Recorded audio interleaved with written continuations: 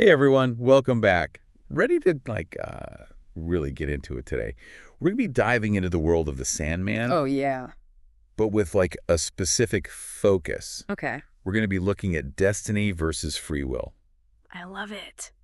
So, we were sent a bunch of like really interesting material Yeah, that looks at this theme and how it plays out in the story. absolutely.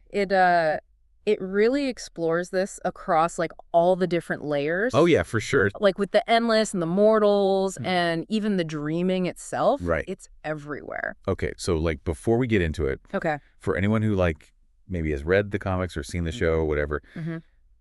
the analysts are kind of a big deal. Oh, yeah, they're huge EE. Yeah, so like how would you describe them? Well, they're like, Mhm. imagine the most powerful beings you can think of. Okay. But instead of like ruling planets or whatever, Right? they are concepts. Okay, so like what? Like destiny, death, dream, desire, despair. Wow. All these fundamental forces of existence. Okay, I'm with you. And then there's destiny. Okay, so he's the one with Oh, yeah, he's got this big book Yeah. that literally outlines everything that's ever going to happen. So like talk about a lack of free will. Right. I mean, his whole existence is about predestination. Yeah. That's him. Well, it really sets the stage for this whole theme. Totally. Yeah. But things get even more interesting Okay. when we look at Morpheus, also known as Dream. Right. King of the dreaming. Yeah, so like he's obviously bound by duty, Mm. but there's this tension, like he's trying to figure out how much wiggle room he has Oh, absolutely. for free will, even though his role is like ancient. Right. Like, can you even have free will? Yeah. When you are a concept as fundamental as dreaming? Yeah, it's a great question. And like one of the things that makes Dream so interesting. Definitely. And one of the clearest examples of this struggle Okay. is his refusal to forgive Nada. Right. Like he clings to that decision for centuries. Yeah. And it causes so much suffering. It's like he's trapped by his own idea of what Dream should be. Exactly. He's so fixated on his role Mhm. that he's not seeing other possibilities. So this brings us to like another big question. What's that? Can cosmic beings like Dream actually change, Ooh, good one. even within the confines of their roles?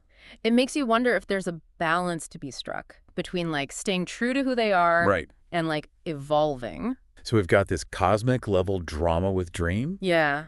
but then the Sandman also throws in these very human stories. Oh, for sure. Like, for example, Hob Gadling. Oh, I love Hob. He gets immortality, Right, from Dream. ends up living through like centuries of change. But he keeps choosing. Yeah, like he's not just passively existing. Exactly. He's out there shaping his life. So that makes me wonder Mm. if someone can live that long Yeah.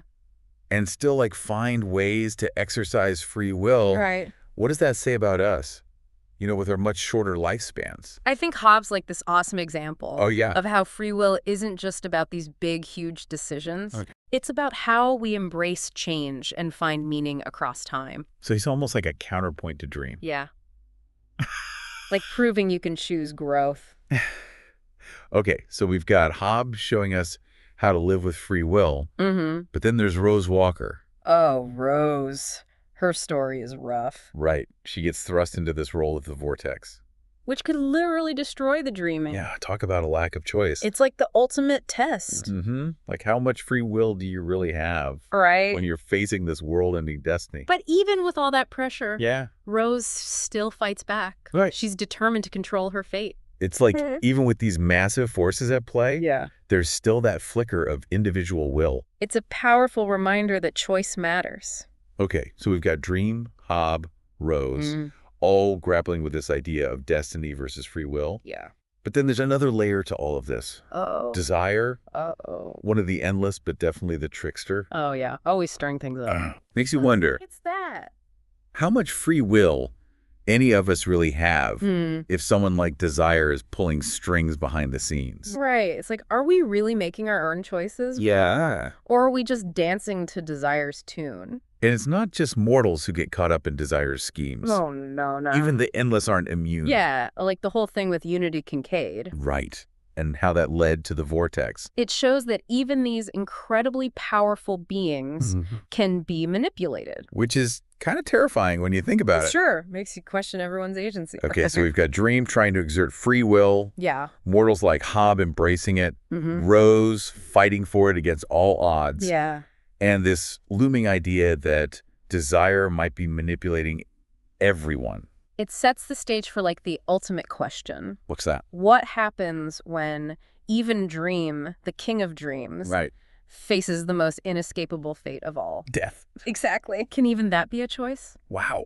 It's a huge turning point in the story. All right, well, I think we've got a lot to unpack here. Oh yeah, we're just getting started. Let's take a quick break and then dive even deeper into the Sandman. Sounds good to me. It really flips the script, doesn't it? It's Yeah. like destiny becomes this thing that can be shaped by choice. Okay, so walk me through that. So Morpheus's death at the hands of the kindly ones, it seems like it's unavoidable. Right, like it's fated. Exactly. But he chooses to embrace it, Whoa. and in doing so, he makes sure the dreaming can be renewed. So it's both fulfilling destiny and an act of free will. Exactly. It's this amazing paradox. Mind-blowing. And it sets the stage for his successor, Daniel. Right. But before we get there, I want to go back to something you said earlier Okay. about how even the endless can be manipulated. Oh, yeah. It's a tricky one. It makes their choices seem less free. Right. It raises the question, is desire really manipulating them? Or are they just playing into their own desires? Oh, interesting. Like, could it be a form of self-sabotage rather than pure manipulation? I like that it adds another layer of complexity. The Sandman never gives us easy answers. That's one of the things I love about it. Me too. So we've been talking about cosmic beings and their struggles. Yeah. But let's bring it back down to Earth for a sec. Okay. And talk about Lyta Hall. Oh, man. Her story is heartbreaking. Right. She loses her husband, Hector. While she's pregnant. Yeah. And then she carries their child to term inside the dreaming. It's such a surreal situation. Totally blurs the lines between reality and dreams. But at its core, it's about these incredibly human questions. Oh, yeah. About grief, motherhood, and the choices we make when we face unimaginable loss. And she's given this impossible choice, right? Yeah. Stay in the dreaming with Hector, or return to the waking world knowing she'll lose him again. And she chooses the dreaming. Even though it could put her in direct conflict with Morpheus. It's like even when the rules are cosmic, Yeah. the core of her choice is something we all understand. Yeah. A mother's love. Exactly. It's a decision driven by love and the need to protect her child. And it shows that even when the choices have huge GE consequences. Potentially for the entire dreaming. Yeah, personal choice still shines through.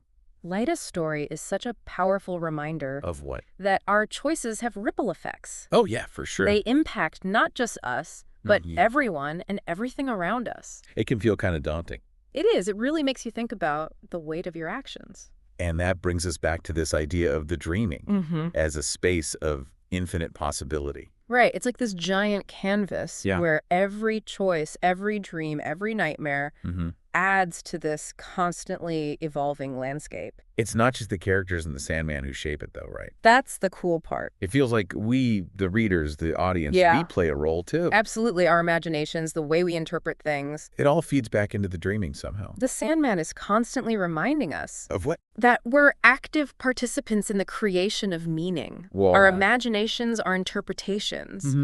They become part of the dreaming's ever-changing nature. It's like this incredible feedback loop. Exactly. So it's not just dream shaping the dreaming. Nope. It's also the collective unconscious of everyone who's ever dreamed or imagined. Or read this story. That's heavy, man. It is, but it's also empowering. How so? Because it means that even if we feel limited by fate or circumstance, Yeah. we do have this power to shape the narratives of our lives. Yeah, I'm with you. And the world around us. So how do we tap into that power in the real world? That's the million-dollar question, isn't it? Because life throws some serious curveballs. Oh, yeah. The Sandman doesn't shy away from the darkness. It acknowledges that pain and suffering are part of the deal. Right. But it also shows us how to be resilient. Okay. How to find hope even in those moments. And maybe that's where the dreaming comes back into play. Ooh, tell me more. Because even in our darkest times, we still have the power of imagination. Yeah. We can dream of a better world, a different future. Could that be a key to finding more agency? I think so. I love that idea. The dreaming represents that potential within us. It's like a wellspring of strength. Right. Reminding us that even when reality feels overwhelming, Yeah. there's this other realm, another perspective we can access. So even when we feel trapped by fate, Yeah, There's this part of us that can soar free. that can imagine, that can hope. And that hope, could that be a form of free will in itself? It's a beautiful idea. It is. Because even if our choices are limited by external forces, the ability to imagine, to dream, to envision something different, Yeah. that's an act of defiance. It is. It's like refusing to be defined solely by what's happening around us. So it's like even if we can't control what happens to us, Right. we can control how we respond. How we imagine, how we dream. And those internal choices, those acts of imagination, Yeah. maybe those have a ripple effect too. It's like throwing a pebble in a pond. You create these ripples that spread outward. Exactly. It's subtle, but the Sandman keeps hinting at this.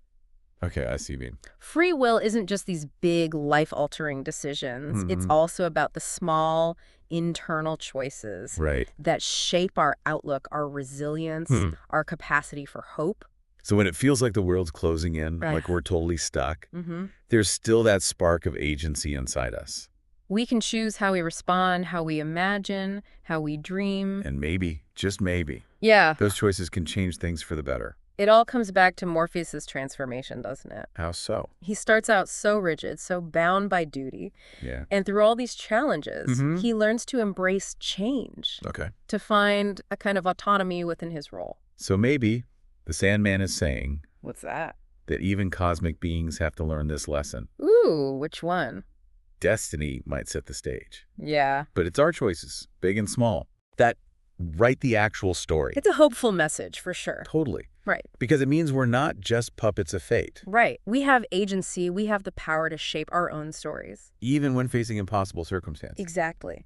But it's not easy. Yeah, it's a process. We're all works in progress, figuring it out as we go. Constantly navigating this dance between what's preordained and what we choose to do with it. It's a journey worth taking, even if we stumble along the way. I like that. And it makes me think about the ending of The Sandman.